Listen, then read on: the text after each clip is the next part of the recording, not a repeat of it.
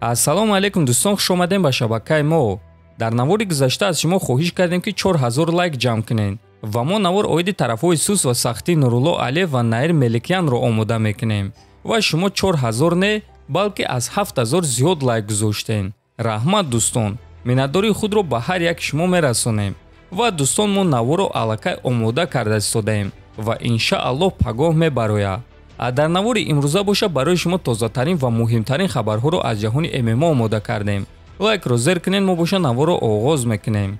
дӯстон, агар шумо хароб ҳастеду фарбеҳ шудан мехоҳед ё ин ки фарбеҳ ҳастеду хароб шудан мехоҳед ё ин ки қувваи мардонагии худро қавитар кардан мехоҳед ва ё ин ки агар шуморо бемориҳои гурда, дил, дарди мушакҳо ғам диҳад, пас мо ба шумо беҳтарин ширкат Шифофарморо тавсия медиҳем ки дар ин ширкат шумо доруҳои гиёҳӣ ва оригиналро барои ҳама дардҳо бо нархи арзон дастрас карда метонед.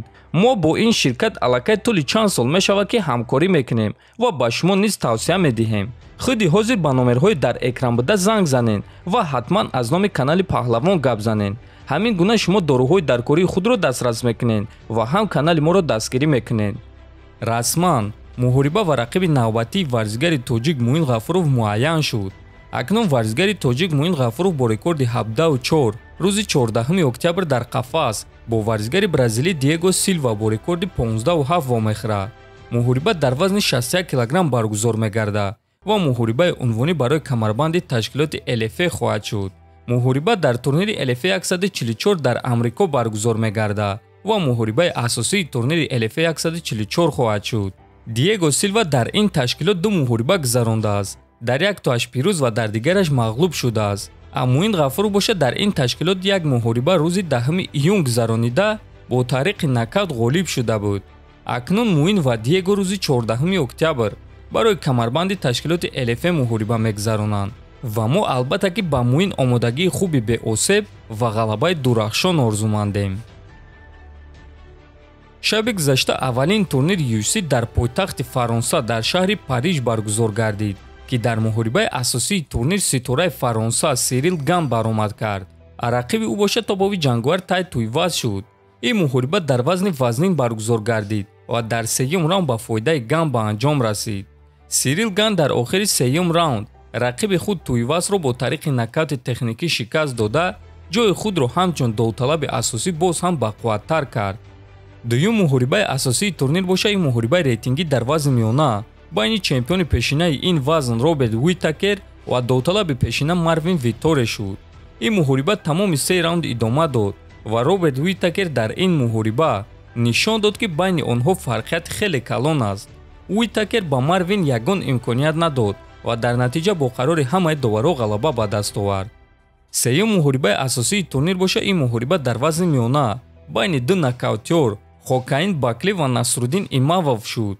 дар ин муҳориба ҳама нокаут интизор буданд, аммо нокаут нашуд ва муҳориба тамоми 3 раунд идома дод ва бояд гуфт ки ин муҳориба не ҷанги ҳақиқӣ шуд. дар натиҷа Имавов бо қарори доваро ғалаба ба даст овард. ҳамчунин дар ин турнир варзигари афғон Насрат Ҳақпараст баромад кард ва рақиби ӯ Ҷон Макдеси шуд. ин муҳориба дар вазни сабук баргузор гардид ва тамоми 3 раунд идома дода ба фоидаи Насрат ба анҷом расид. ӯ дар ин муҳориба бо қарори доваро ғалабаи хеле муҳим ба даст овард. мо Насрат Ҳақпараст даста ва бародарони афғонро табрик мекунем. боз дар ин турнир дебюти яке аз ҷангуварони дурахшон Абусупян Магомедов баргузор гардид. рақиби ӯ боша Дастин Столцфуд шуд.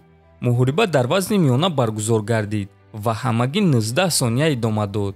Абусупян рақиби худро дар 19 сония бо тариқи нокаути техникӣ шикаст дод. беҳтарин дебют, беҳтарин нокаут. дӯстон, ҳамаи ин муҳорибаҳоро дар телеграм канали мо Паҳлавон теҷа тамошо карда метонед. ссилкаи телеграми мо дар описанӣ ва дар якум комментария закрепид шуда.